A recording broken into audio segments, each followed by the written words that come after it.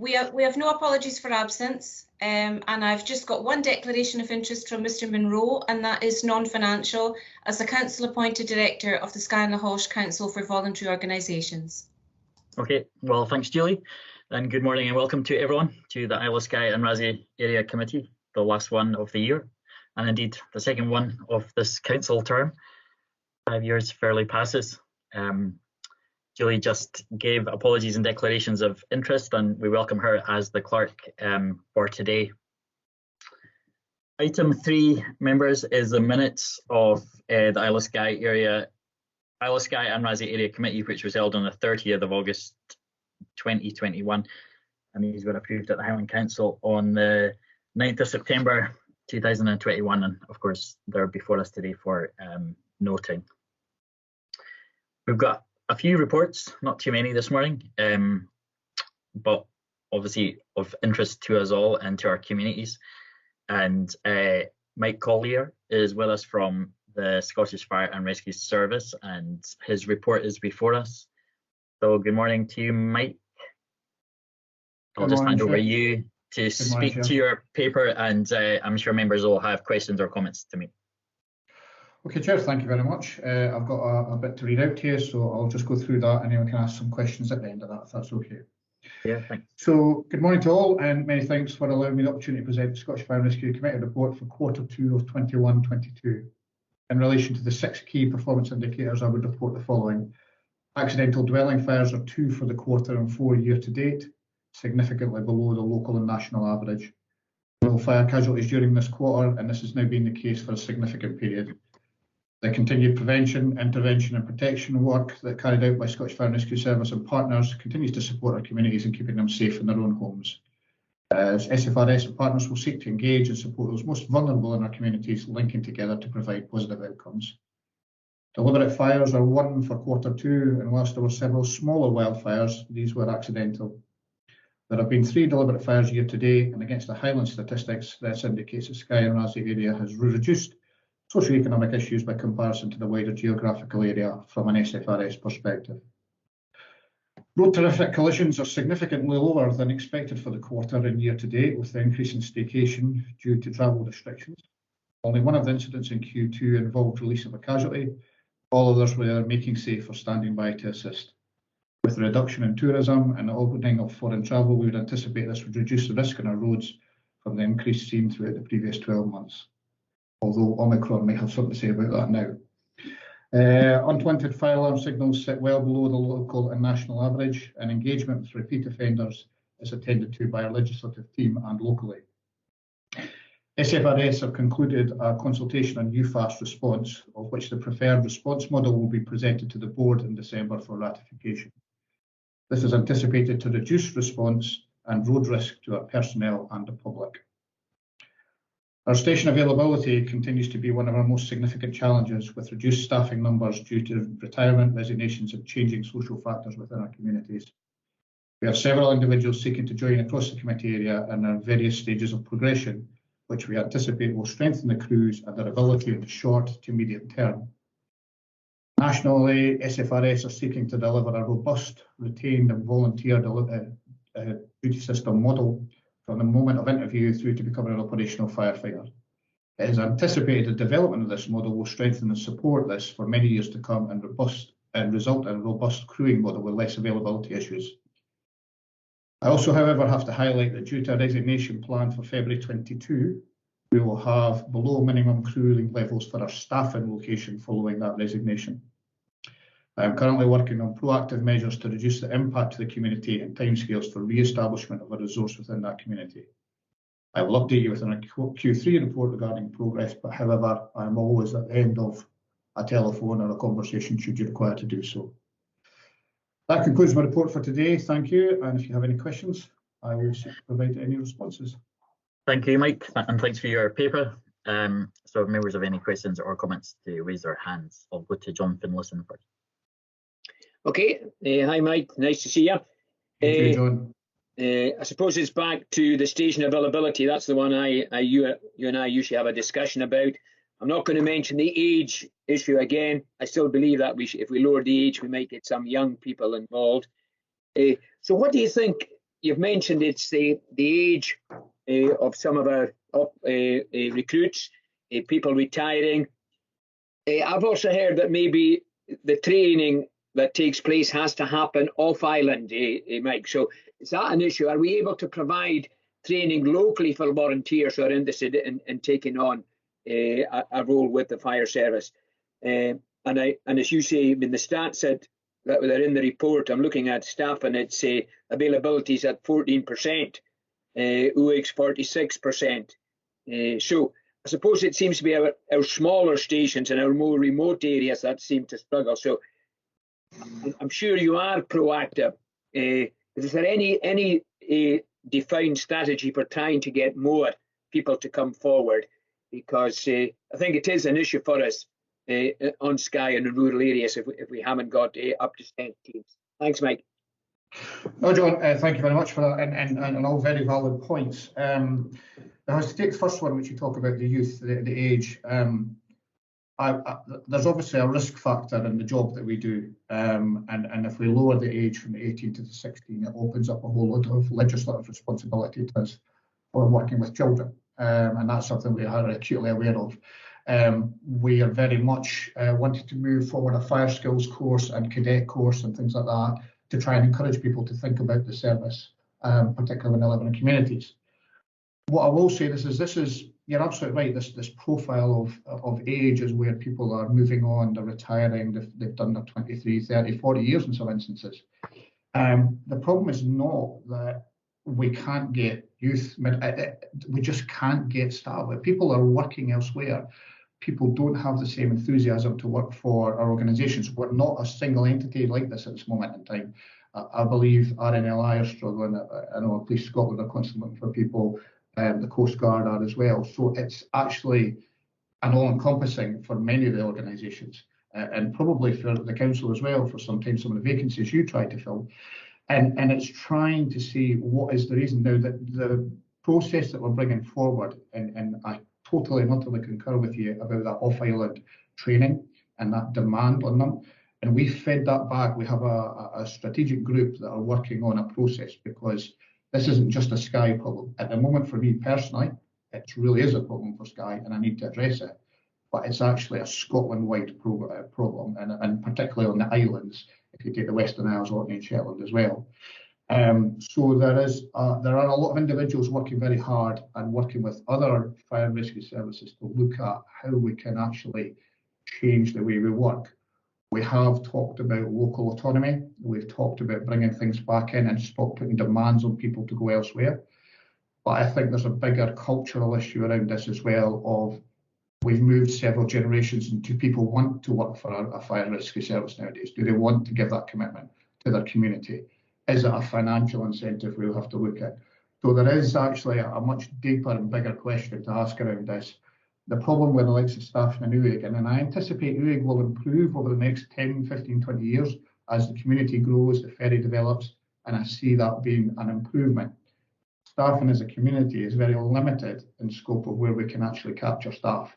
And we are regularly engaging with them. We're out knocking on doors, we're leafleting, we're talking to members of the community. New people move into the community, we try to engage from the early stages. We've obviously had Angus and Caroline move in there, 2 brand new starts to the area, and we're hoping they go around actually supporting other stations at this moment in time as well, because we want to keep up their skill sets for when they're there. So we continue to try and really be proactive, but I'm not going to kid you, it is extremely challenging, particularly on the west coast at this moment in time, John. But I will continue to do my best, and so will my representatives on the island. Okay. Thank you. Thanks, Mike. Callum Munro. Thank you, Chair. Thank you, Mike. Good to see you here again. On the whole, this is positive. Our statistics are, favourable compared to nationally and to much of Highland. I think touching on availability, that's where our concerns are.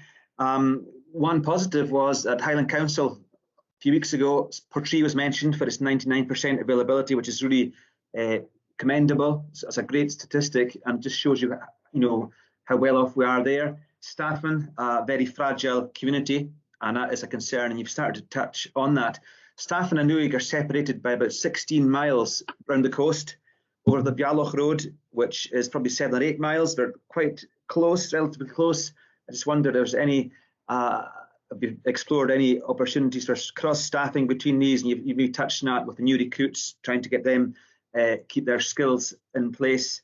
So no, I just wonder if you've considered that. And you know, we're fragile communities, but there are some people in probably the Uig station who are probably closer to Staffin than, or potentially closer to Staffin than to Uig, and that might be something to be explored. Thanks.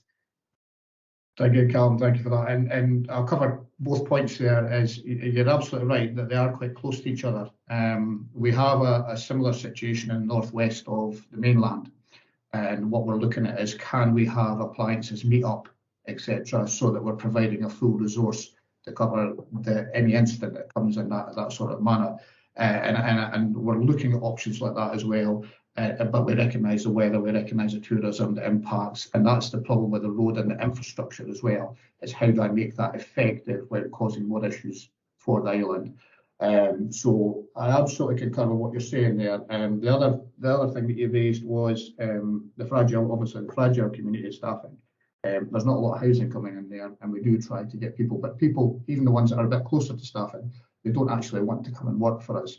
Now, I have a development programme coming up, and I'm hoping to obviously improve the stations and things like that as well over the coming years, and maybe, you know, in turn we'll start to see people coming forward at that point as well. But when you talk about the 99% for Portree, you'll notice that's sitting at 7 staff as well now.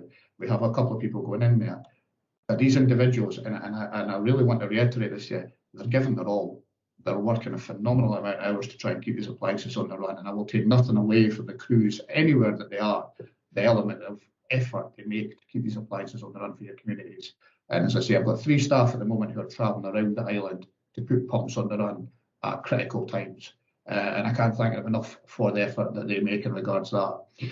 But I'm hopeful that we'll see changes, medium, long term, and we'll get more of a strategy that keeps us a more robust service in the future. But I will keep you appraised as I go along, gentlemen. That's all I can do at this time. Thank you. Thanks, Mike. Callum MacLeod. Thank you, Chair, and morning, Mike. Thanks for your report. By and large, yeah, absolutely encouraging. So I can only thank you, heartfelt, for all the good work that you're doing. As often in life, the brass tacks, it comes down to money and with recruitment. And I did hear you mention that that there was the possibility that you'd be looking at enhanced financial enticement with recruitment, and I just wonder just how much consideration that's been given. So thank you, Councillor Callum. In regards to that, it's out of my ability to offer increased wages. What I will say is they're looking at models elsewhere across the UK. We are looking at whether we change, well, we'll incentivise, we'll change the contracts, we'll change the type of training. There's a whole holistic picture that we need to say is what will make this better. You know, I think, and I don't want to be detrimental, but I think for organisations like ourselves, the Coast Guard, etc., people have said that commitment is quite challenging now, and organisations don't necessarily want to allow them to leave to go and provide that service. So your co-op's really good. It allows us to take a couple of people, but there are other organisations who say, no, I'm not prepared to let my staff go because they have challenges that are financial pressures. So there's a bigger picture of everything that we're trying to bring together. But I will find out in due course how we progress these things. But as I say, station establishments, flexible contracts, incentivising, reward schemes, things like that. And as they come to fruition, we'll start to deliver them, and we'll see if they make an impact in the area. Thank you, Mike. Mike, you know, in terms of the new Scottish Government legislation about the interlinked smoke alarm systems, yep. How would you say that's going, and what work is the fire service doing in terms of even getting that message out there, or doing work within our communities? Because obviously, you know, there's a lot of work to be done, and there's a lot of people, I'm sure, still that don't know that by law they need this system. Okay, thank you for that, Chair. So with regards to that, part of our process, obviously, with that availability issue is we have one of the best performing areas for home fire safeties and community engagement. The interlink system, we will supply that to those that are most vulnerable in our community. There's a scoring-based risk assessment process that they go through that allows us then to say, yep, that's the system we should fit to them.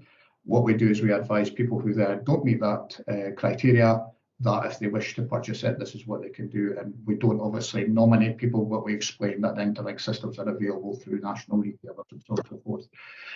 On our website, there is a link to our website, the Scottish Fire and Rescue external website, which has a link to the interlink systems and the requirement to have it in your homes commencing February 22.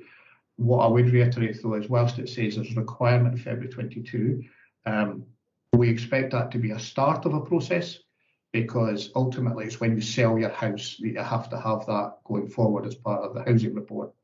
So it can only benefit having an interlinked system. We have people regularly phone stations. We regularly have them stop us in the street and have a chat about it. I stopped at Kyle for lunch one night and was grabbed by somebody to have a conversation, and it's word of mouth in respect to that. But the information is out there on social media, it's out there on our websites, and obviously it's available through Scottish Government website as well. Okay, thank you, Mike. Good job. I think that's all the comments and questions. So thank you for joining us this morning, and we appreciate the work you do and obviously the colleagues on the ground here in Skye. So thank you for all the work you do. Okay, Chair. Thank you very much. Take care, everybody. Thanks, Mike. Okay, item 5 on our agenda is the Skye and Localsh Local Access Forum appointments. There's 4 appointments on the paragraph or the table 2 of our report. And we're joined by Mike Crowe, who's back at the area committee in a very different role. I'm sure you miss your previous role, Mark. Well, it's good to have you with us this morning. So I'll just hand over to you. And if there's any comments or questions, I'm sure we'll ask them at the end. You're on mute, Mark. Well done, schoolboy error. Thank you very much, Chair. I don't intend to read the whole report, but just to summarise that local access forums were created as part of the Land Reform Scotland Act 2003, and there's a duty on the Highland Council as access authority to hold them. The council decided to have them across the old management areas, so there's one for Skye and Localsh. The Local Access Forum advises the council on country access issues. It provides assistance on resolving access disputes and also helps with the delineation of public rights of way and creation and maintenance of core paths. The membership of the forum is made up of 10 members of the public and 2 Highland councillors, and that split is 3 land managers, or people representing land management, 3 people representing community groups, 3 people representing access takers, and 1 member representing the Disability Access Panel. So we had 4 vacancies on the forum, and the forum hadn't met since before the pandemic started. And there was an advert placed in the West Highland Free Press on the 17th of October. So for those 4 places, we had 4 applications, which I'm glad to say fitted with the vacancies that we had.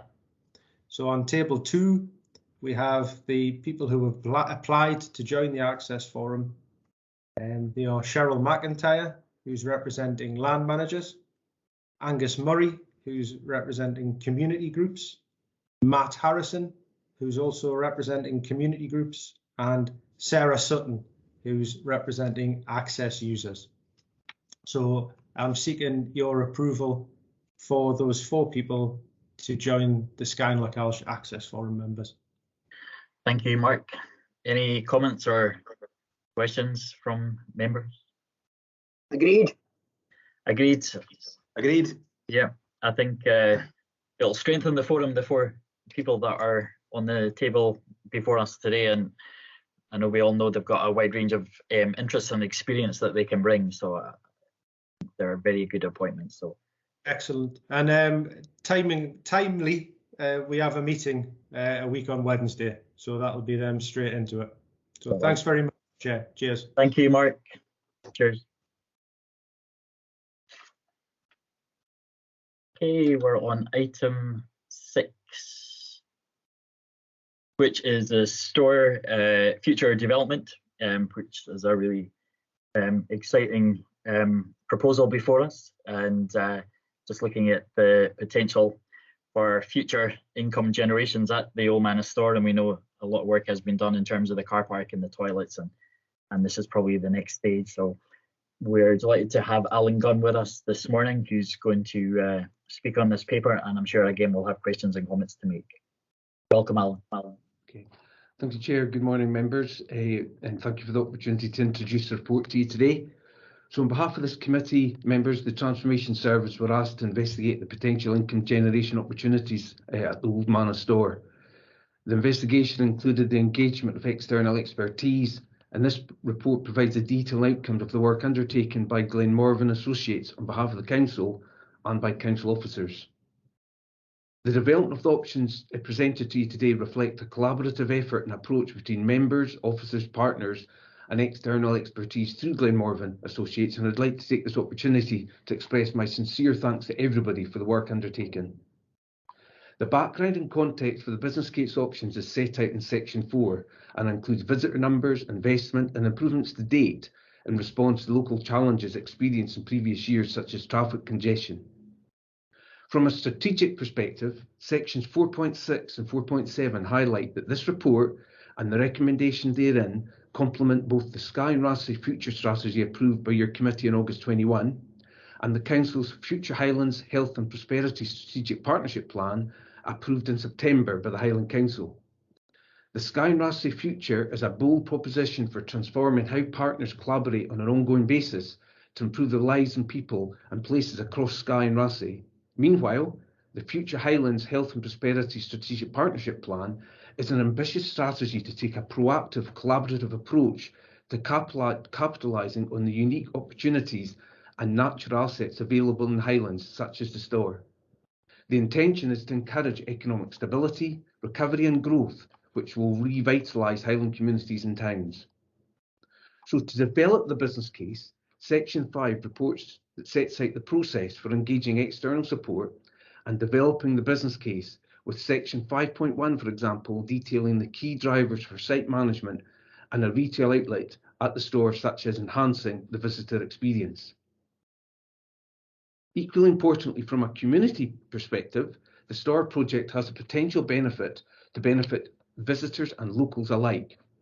In the same way that tourism's positive attributes affect all aspects of society, so too can tourism-related focus projects positively impact local communities.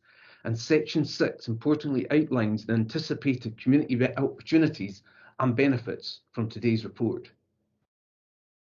Section 7 on sustainability and environment covers initiatives such as electrical vehicle charging that could be progressed at the store, and so putting into practice the policies that commit to reducing environmental impact and safeguarding national habitats for future generations. So members, in line with the business requirement outlined in Section 1.2 and accounting for the drivers referred to at Section 5, the business case sets out in Sections 9 to 11 3 specific elements proposed for development to support effective site management and income generation. They are increased on-site resourcing, digitisation and retail module install. And I'll just go in briefly into each of these three. So in terms of the on-site resourcing, this covers the business needs and benefits in respect of the on-site resource, and therefore also provides for increased local employment opportunities. Officers consulted from across council services supporting and having an on-site presence, as did those consulted out with the council, including government agencies, neighbouring landowners and tenants. The consultation identified that the specific tasks could be undertaken by this resource, and these are listed at 9.5. The second of the three development opportunities is digitisation. Members responding to the marked increase in online shopping habits resulting from the impact of COVID, Section 10 covers options and digital applications to provide visitors with a one-stop digital destination that offers clear, autonomous guidance in advance of their visit and provides a platform to host a range of virtual benefits, including at Section 10.8, establishing an online shop, which has an opportunity to provide a digital shop window for local craftspeople. The third of the three development opportunities is the retail module install. Importantly, the design of such a retail unit would need to take cognizance of complementary to existing services, build in local partnerships, be integral to the sustainability and attractiveness of the site, attract new and additional income, and further enhance the overall management of the site. In relation to finance, members, this is a critical matter to any developments, and I'd probably describe it as costs, return on investment, and funding. So looking at terms of cost then in the first instance for each of these three development opportunities, the costs pertaining to on-site resourcing are much more straightforward to estimate, whilst the costs for digitisation are less so. The general consensus is that the cost estimates are all robust, but further work would be undertaken by council officers to establish exact figures on digitisation. In relation to the retail module install, Glenmorvan Associates advised that any further development store necessarily brings with associated expenditure of outlay and ongoing management costs. In conducting this report then, the importance of offering a recommendation to you members that mitigated the possibility of spiralling costs due to unforeseen constructive challenges was clear. Thus, this was a contributing factor, members, when considering the merits of an off-the-shelf modular solution. Such a solution presents a known fixed fabrication, haulage and installation costs and thereby minimises the uncertainty of hidden costs. Having dealt with costs then, in terms of return on investment, sections 12.3 to 12.7 consider the income potential. And whilst it can be difficult to precisely predict all the financial benefits that will be realised, even with a combination of a conservative approach being taken and indeed excluding some new possible income figures such as benefits from electrical vehicle charging, the business case for investment does appear to be compelling. Even more so when the equally important non-financial benefits are taken into account, such as increased employment, enhanced visitor experience, sustainability and climate change. So having covered the costs and return on investment and the finance perspective, the final one is funding, and this is discussed at section 13, how these options could be funded, including through the Ward's Place-Based Investment Fund, with the report at today's area committee that includes a recommendation for investment in site management and income generation at store. Members, in respect of the funding for the retail module install, set-up cost funding would require to be considered by the Corporate Resources Committee, and members will note that one of the recommendations for this report today includes consideration to submit such a report. It's also important to note that in addition to council funding, Section 14 outlines other potential funding opportunities, such as sponsorship and marketing related. The standing of the store as such a prestigious site and a natural phenomenon attracting many thousands of visitors each year provides the potential when considering alternative funding streams as regards possible collaboration with partners external to the council.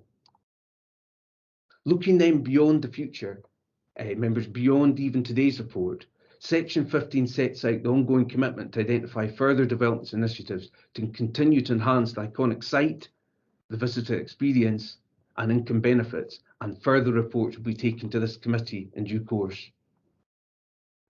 In relation to implications, members, I think a comprehensive report, and as challenging as this, we've deliberately detailed a fair bit in the implications, including these are shown at section 3. The store has a particular opportunity to further support the effective promotion of Gaelic culture to visitors, including such as via the development of high quality materials via partnership initiatives such as the Skye Iconic Site project and engagement with local community trusts. Members, thank you for your forbearance, and the recommendations are shown at section 2, and myself and colleagues are happy to take any questions. Thank you. Thank you, Alan. And thanks for your presentation and all the work that's been done to date. I'll go first to John Finlayson. He's got his hand up. Okay, thank you, Alan, for this report. And can I also thank Matt Bailey, who's with us today, and all the other officers and have worked with members and the community, and also Glen Morgan, because I think this is a really important report, and I think it also shows our ambition. For me, what is key in how we move things forward at the Store for the benefit of the site and also the wider benefit for Skye and Raasay as a whole is to also recognise the huge amount of work and investment of over £2 million that has taken place over the last 3 to 4 years to protect the site, develop facilities, and also manage both the site generally, although I think we will agree that this needs a dedicated resource going forward, as well as managing traffic, which we know has always been an issue for locals and tourists alike.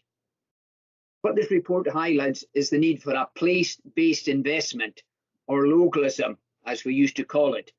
And I personally am really committed to that. And as are my colleagues, in partnership with local communities, we need to take responsibility for projects on Skye and Raasay that not only improve things, but also look at sustainability and income generation to maintain them, and also the revenue that can then be invested back into the island. I think that's really important. I also make no apologies for saying that I was very involved with the initial discussions around much of what we have in this report today. And while some of my initial thinking around the retail potential of the site has been slightly modified, as one aspect of businesses providing catering has already been taken on by a local lady and her family. And this in itself is right. And I fully support this approach, even though I haven't tasted Holly's delicious baking yet. But the other opportunities detailed in the report must not be missed, as they also support the local circular economy, active travel, the environment, and they also promote our Gaelic culture, as you've mentioned, Alan. As I've already said, developing place-based projects of this will not only be income generating, it will also support management of the whole site to ensure it has a sustainable future.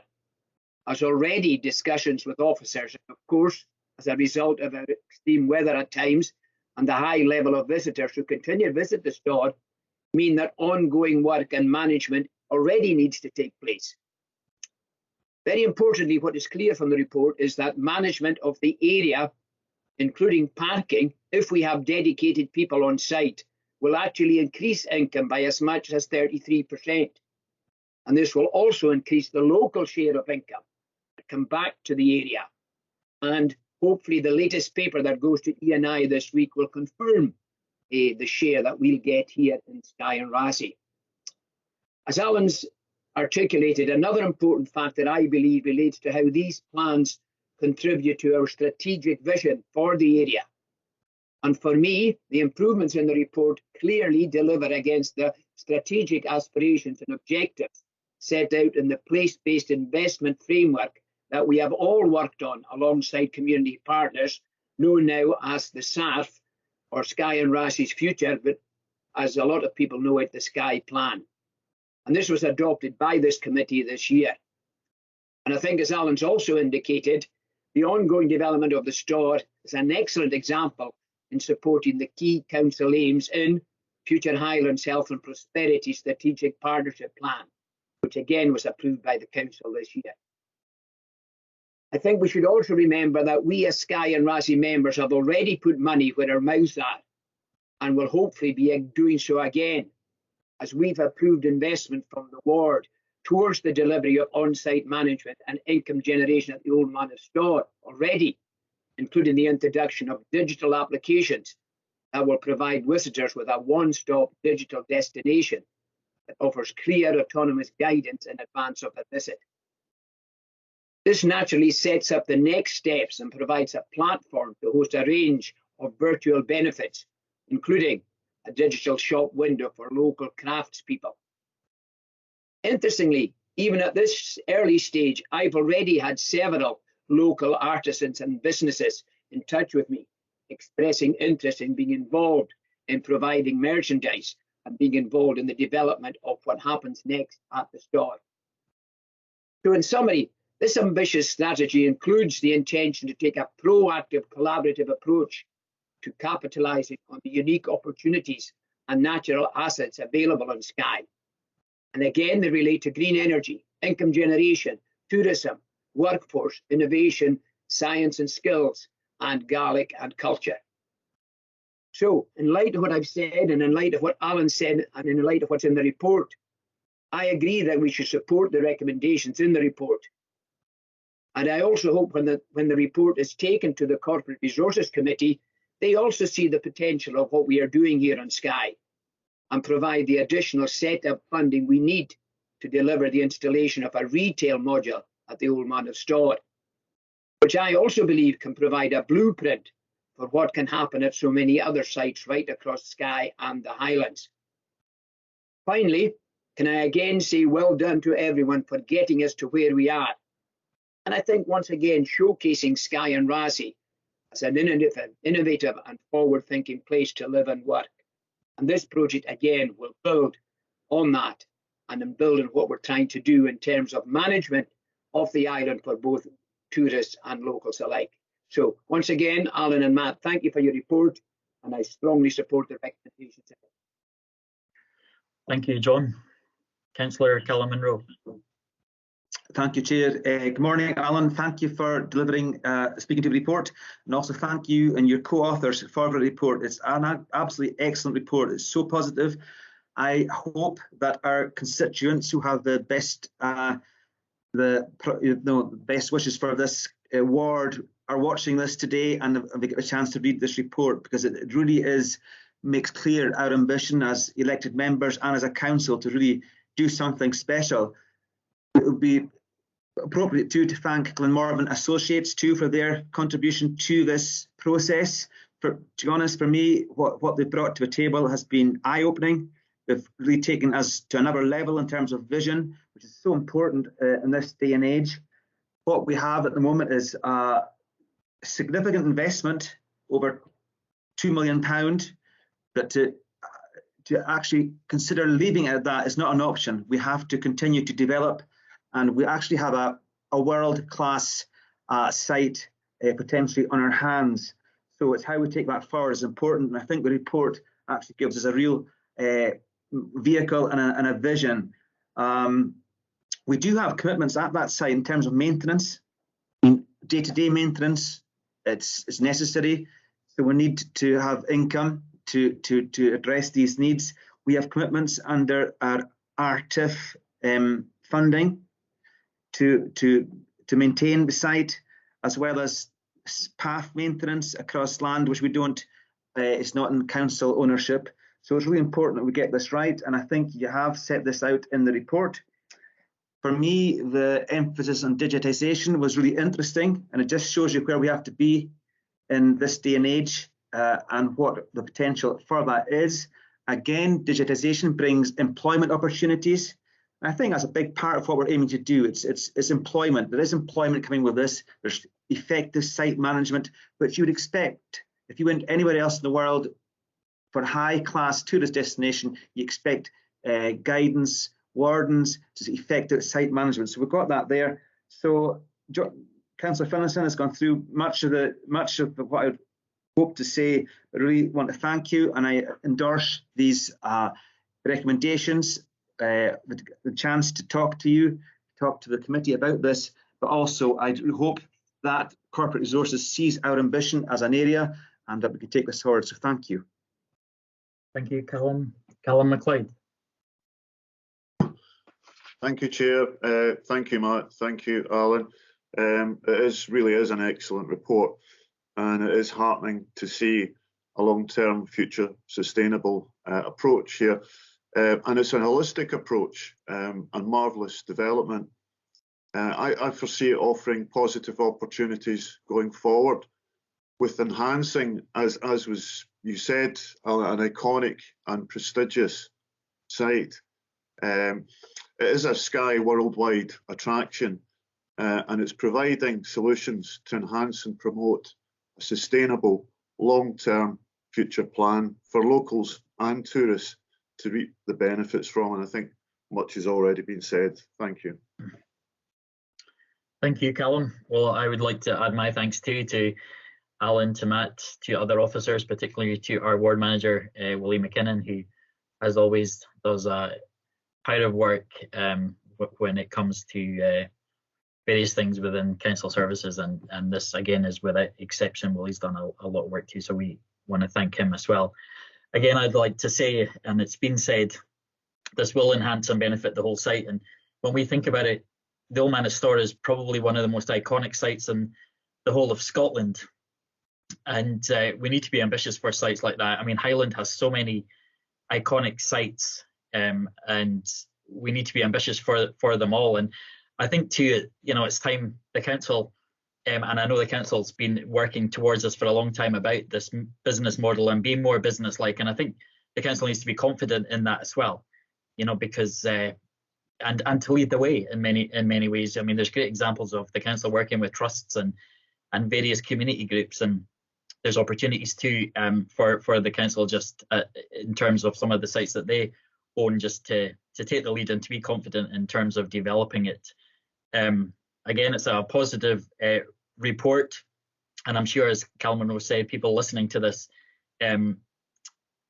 meeting today are not only proud of the site, but they're proud of the work that's been done in terms of the car park and the toilets and the paths and things like that. And to develop it even further, it just gives more confidence, not only to our communities, but to the council. And John Finlayson touched on it in terms of hopefully this will set a precedence for other sites too, in terms of business models and developing it.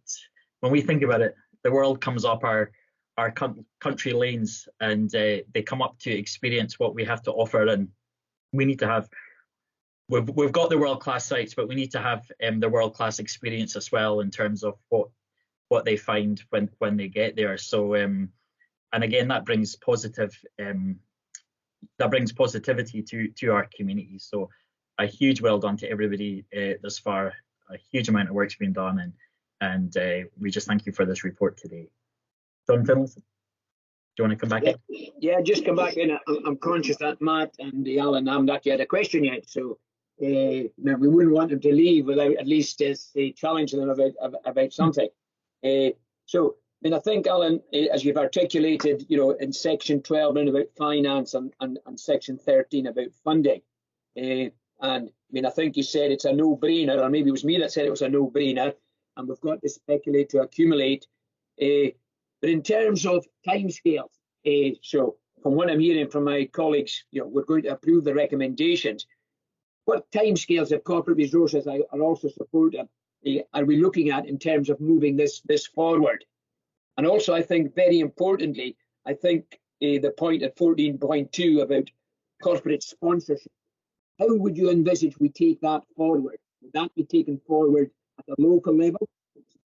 Even ourselves know people that we might be able to approach, or might it be taken forward at the national level? Because when you consider the number of companies, including bus companies and tour companies, who come to the store, might they be a source of additional income to maybe get this thing moving and support it? Okay, Joe, I actually thought I was going to get away without being asked a question. So I've got two questions on timelines and sponsorship. So in relation to timelines, for instance, there's a resources committee at the end of January. And if you're minded to approve the recommendations today, perhaps a report going to the, I think, 26th of January committee would be certainly on our radar. I suppose part of this, Matt Bailey and Willie, as I say, that have been tremendous help to me, as well as Glenn Morgan.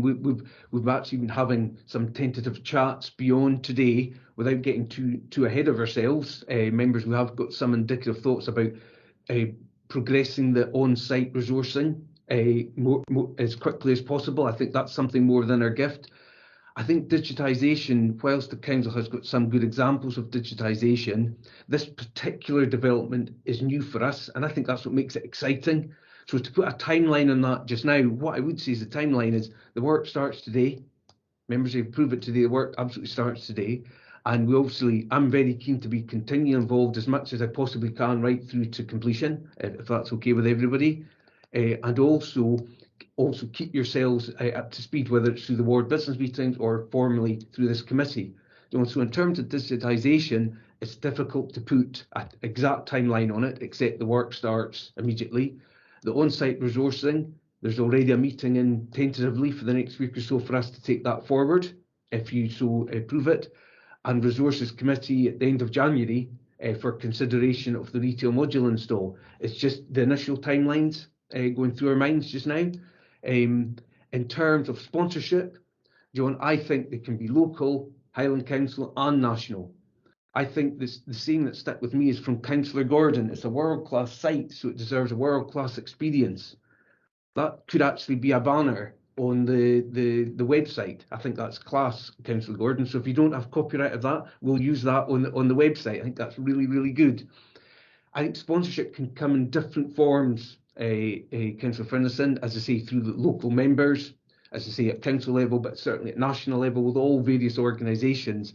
And that's certainly something as part of a detailed project plan, and with having Mr. Bailey on my wing, I assure you there will be a detailed project plan saying exactly what's going to happen by when, and that would be available for you to see at any time, so you can see what we've said we're going to do and what progress against that, you know, green, red, amber, without getting into too much project speak.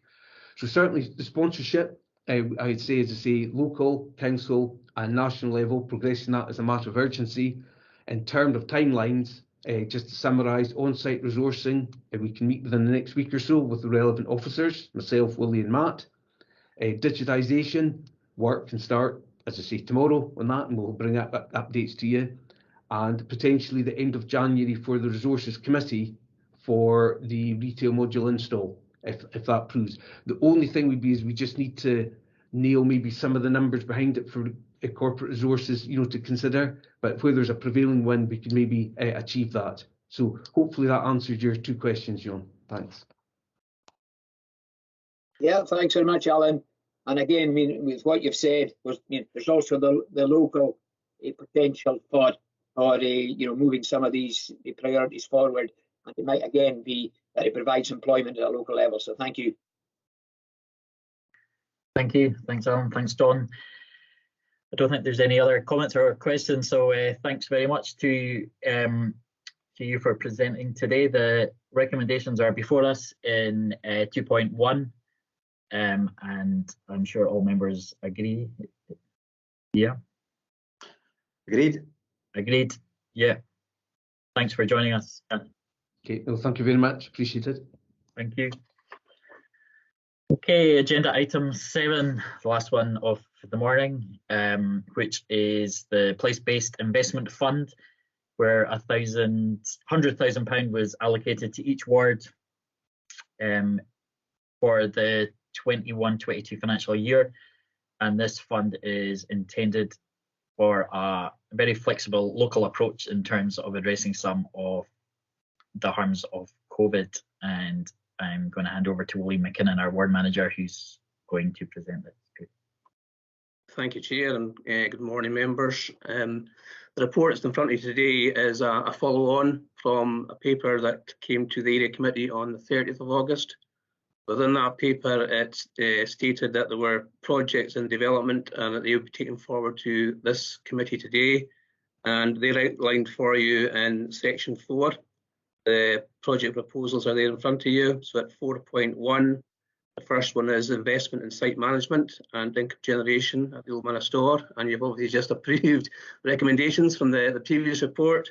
And it's proposed to allocate £57,000 towards the implementation of the business case for site management and income generation. And this, if approved, will be delegated to the Executive Chief Officer for Transformation, Alan Gunn, and he'll be then responsible for managing that allocation. 4.2 is for the Skye and Raasay Council for Voluntary Organisations for the Befriender scheme to help address social isolation and loneliness. They've been running this project on a part-time basis for the last 4 years, and it has developed particularly through COVID, and members previously supported the project with some funding from their Ward Discretionary Fund. The service is open to anyone who's over 18 in Skye and Raasay and who is affected by social isolation or loneliness. It's proposed to allocate £20,000 towards this project. This is part of a wider funding package with £90,000 already secured. To run the project on a full-time basis will cost in the region of £150,000. It's for a 3-year stint starting on the 1st of April. Additional sources of grant funding have been identified and applications are being prepared for applying to those sources. And should not all the funding be required be secured, the project delivery hours will be reduced accordingly. Hopefully that won't be the case. 4.3 is investment in Braes Village Hall. This project will undertake urgent repairs to the Village Hall roof. The committee hold a long lease for the building, which is owned by the Highland Council in a former primary school. To date, the secured funding of over £25,000, including funding from the Ward Discretionary Fund, and the request of £2,000 from the place-based fund would help close the gap and cover the costs of the quotes that have been received to date. The last one there at 4.4 is community resilience and support. And as members, you've indicated that due to the current uncertainty of COVID and the winter coming on us, that you'd want to have some money put aside to support that. Previously, you had a fund which has been fully allocated now, and this will give you some extra reserves just to see over the winter time if there are any spikes or requests for resilience funding, and that will be managed through the existing process that we have, and I'll be responsible for that. Happy to take any questions. Thank you, Willie, for that. Any questions, John Finlayson? Thanks again, Willie. Again for all your work, both with this and with supporting Alan and Matt in the last project. It says it's about place-based investment funds. And once again, this list shows that we're looking at the local context. We're also showing ambition, and we're trying to be entrepreneurial. We're looking at being sustainable, but again, taking account of the resilience agenda, which I think is really, really important. And again, I think it's also important to state that we've always said how resilient the people of Skye have been over this last 2 years. At the same time, I think it's important that we're seen to be there supporting. And key to everything we're doing needs to be community. So I think the projects that we've got here actually meet all of the criteria that we're trying to promote. We've discussed the store in great detail, and we've made a commitment to drive this project forward. So I think it's a no-brainer that we again make an investment there. The Skye and Raasay Council for Voluntary Organisations, we have supported them to date. The project is one that we need to make sure it continues to be supported, given winter coming on, given the rural nature of our communities. Investment in Braes Village Hall, we've given investment to different community groups and different halls over the course of the last 3 or 4 years, and it would only seem right that we do so with Braes because they need the support at this time. And in terms of community resilience, you articulate, Willie, we've allocated 66 grants over the last year or so to a value of £52,000 to support communities and to support resilience. And it's only right that we also have this wee pot just in case there's any other groups that we need to be supporting. So I'd like to thank you for the paper, and I fully support the recommendations in it. And I think the spread of investment shows what we're all about. It's about localism, it's about community, it's about resilience, it's also about being ambitious. Thank you very much. Thank you, John. Callum Munro. Thanks, Chair. Willie, thanks for this, and thank you. Thanks to other officers who've contributed to this in the last few months. As John Finlayson says, it's investing in our communities. It's as simple as that. It's investing in their safety and their health at every level. Store project, we've discussed that to a good extent. SLCVO are a very well governed and managed organisation, and they really do contribute to our communities in Skye and Raasay. I was at an event in our local hall on Saturday night, and it just brought home to me how important our local halls are. We're more than a building. There's so much more, and it's really important that we spread our money around, and I'm really delighted that Braes is going to get this to help them continue complete the repairs. And so, Willie, that's it. I accept these recommendations, and thank you. Thank you, Callum. Callum MacLeod. Thank you, Chair. And again, as been mentioned, thank you to our ward manager, Willie, who has worked tirelessly through COVID, delivering for this ward. We've already discussed the merits of the innovative store plan going forward, and that's very welcome. But yeah, I mean, 4.2, I think I'll just single out, just saying, I think this is really needed just to support the most vulnerable in our communities. And I think, you know, isolation is a killer for some. And I think this has been highlighted through the problems of COVID. And also village halls, as has been acknowledged, I think are key to bringing people together. And hopefully when we get back to some more semblance of normal, we'll really see the fruits of having these invaluable assets in our community. Thank you. Thank you, Callum. Yeah, I think the four worthy causes that are before us make a huge difference. That money will make a huge difference to their organisations, but also it'll make a huge difference to our communities. And I think that was a thread through everyone's comments there was community.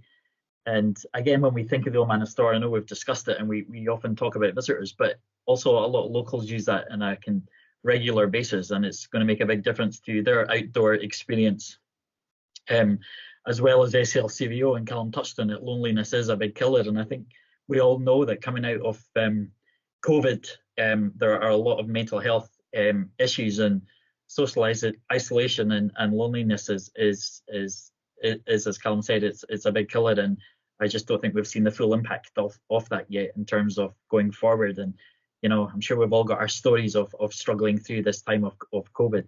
And again, as Callum said, SLCV are a great organisation, and it will this money will make a huge difference, and we know the impact that this money will make on them. And again, as Callum said, village halls are so important and are a focus for many areas. And again, it's community where people gather together. And again, resilience and support is a priority for us as councillors. So yeah, 4 worthy causes that's going to make a huge difference to our communities. So again, I'm sure all members are in agreement in terms of the recommendation in 2.1. Agreed? Yeah. Thank you, members. Agreed. Waiting for the nods. Thanks, Willie. And again, thank you for all the work that you've done in this too. Well, that was a short agenda, but also very important in terms of the papers that were before us. So sometimes the small is still important and significant, so we shouldn't forget that either.